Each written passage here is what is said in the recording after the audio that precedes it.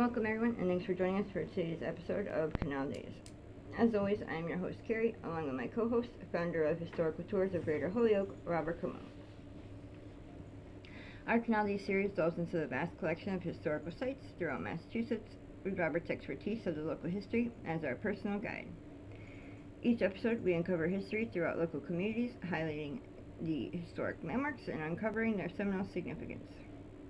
Today's episode of Canal Days will be discussing and learning about the burial grounds of Ware, Massachusetts throughout its history. So, describe what the Protestant cemeteries of Ware are like. They're very complex. There's a lot of them, but they're well kept. And today we'll talk about those, but we'll also talk about the Catholic cemeteries and the Quabbin Park Cemetery, and then there are other special ones that might be around the area. Right, so Ware was settled in 1717 and incorporated as a community in Massachusetts in 1775. So it's quite barely a colonial town. Some very old burials are here. And there's the West Cemetery that is on Greenwich Plains Road, made in 1795 for individuals, and then the Ware Center Cemetery on the same road, made in 1775 for ministers. Right, it's near the center of Ware. They're side-by-side cemeteries, and there is a few stones in there that have the correct arrangement of headstones and footstones on the east-west axis, and where the headstone points towards the west and footstones towards the east. So this is a very special place. It's a place that is very rare. There's very few communities in Connecticut River Valley that could do this. Okay, also there is the Aspen Grove Cemetery, a garden-style cemetery, patterned off, of course, the Mount Auburn Cemetery. It was made or given as a gift to Ware by Orrin Sage. He was a financier and a mill owner, and it's a very special cemetery.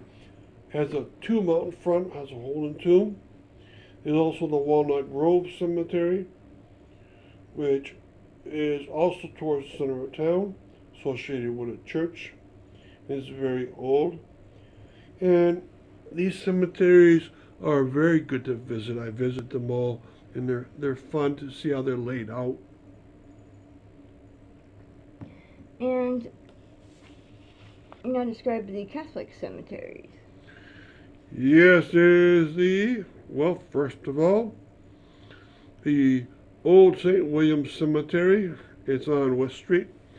It's from 1850, which is very old for a Catholic cemetery. It is near the St. William's Church. All right, and there is a newer one, but it's not right next to it. So the newer one's in different places on Bellstown Road. It's called the New St. William's Cemetery. And there they put their newer burials, right, probably since about 1900. And also there's the Mount Carmel Cemetery, and that one's from 1879. In that cemetery you find lots of old burials, especially a lot of French Canadians there, but there's also other denominations. There is a priest section there. John Sheehan is buried off towards the right. He was the priest of Notre Dame de Montcarmel Church from 1880 to 1935. And he has a special area where he's buried. I visited there a few times, and I like that area very much. All right, there's also St. Mary's Cemetery at the juncture of South Street and West Ware Street. And St. Mary's Church is still around. And that was a Polish church. It was probably made in 1802. The cemetery dates from approximately the same time. And then there's one special Catholic cemetery, which I'll talk about later. Are you fascinated by local history and eager to investigate the obscure treasures off the beaten path throughout the state of Massachusetts? Or maybe just seeking an unforgettable cultural activity for family and friends to enjoy? Look no further than Historical Tours of Greater Holyoke, founded by Robert Como.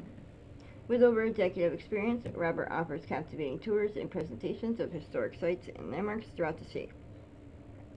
Whether you're interested in canals, cemeteries, charming churches, or more, Robert's tours provide a unique and enriching experience for all. And that's not it. You can also schedule private tours tailored to your interests, ensuring a personalized adventure and unforgettable memories. Perfect for families or groups of all sizes, making for an exciting hands-on learning experience that brings history to life.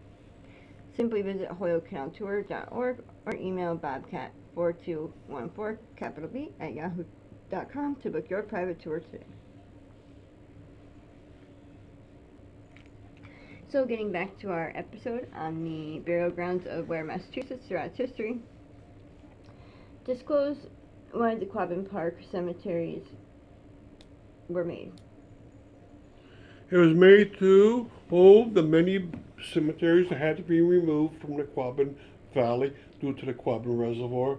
It holds about 27 cemeteries, 4 large ones, and then many neighborhood or small family cemeteries are there. It's a very nice park-style or garden-style cemetery, and hence its name, Quabbin Park Cemetery. It has a chapel and a holding tomb, and the roads curve around. It's a great addition to the many cemeteries of Ware. There are 10 cemeteries in Ware. None of the cemeteries of Ware had to be moved due to the Quabbin, but it sure did get a lot of cemeteries moved into it. It has its own 10 now, but you could say it has about 27 other ones moved into it. And they're not delineated or in set areas around the Quabbin Park Cemetery, but still, it's a great place, and it's an honor to see that it was made for the disinterred people. And reveal any other significant burial sites throughout Ware. Yes, we want to look at these special locations. Where were the Jewish people of Ware buried? Well, that's a tough question. My goodness. Maybe the Jewish people went off to Northampton to get buried. I don't know where they went to synagogue. Also, they could have gone to Worcester County area. Native Americans, I don't know if they have been found in the Ware area, but they like to be near rivers, and so the Ware River is one place they could be. They like to be near bigger brooks. So probably they have been found, but I have just not heard of them. Now, there is one more special cemetery that does not fit into the typical categories, and that's the Holy Cross Polish National Catholic Cemetery. Made in the year 1929. It's on Belchtown Road, and it's a beautiful cemetery they're Catholic, but they're not officially part of Roman Catholics. And here, there's the first minister and one that served for almost a half century is back in this area. And it's a very well-kept cemetery. 2 people who died during the course of World War II are buried in the cemetery. And there's a nice outdoor chapel in the very back left section of it. So the burial grounds of Ware are a very complex subject. They have many, and 10 is a great number, and some of them are quite large. So you can tell that Ware probably was a mill town, yes, by all the Catholic burial grounds here. You can tell that's probably pretty old, yes, 1770s it was made.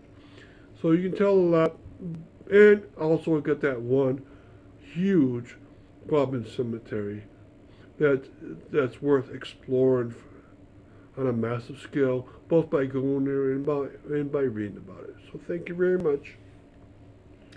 And thank you for tuning into our episode on the burial grounds of Ware, Massachusetts throughout its history, and joining us on our journey through the rich history of the Connecticut River Valley. We hope you enjoyed uncovering some of the hidden marvels and mysteries and their fascinating stories that shaped our past in the state of Massachusetts. A special thanks to Robert Camus, founder of Historical Tours of Greater Holyoke, for sharing his passion and expertise with us. Remember, you can find more information about Robert's tours, book private tours, and explore the Canal Days video and podcast series at holyokecanaltour.org. If you enjoyed today's episode, please like, comment, and share. We'd love to hear your thoughts and suggestions for future episodes. Thanks for listening, and don't forget to tune into our next episode.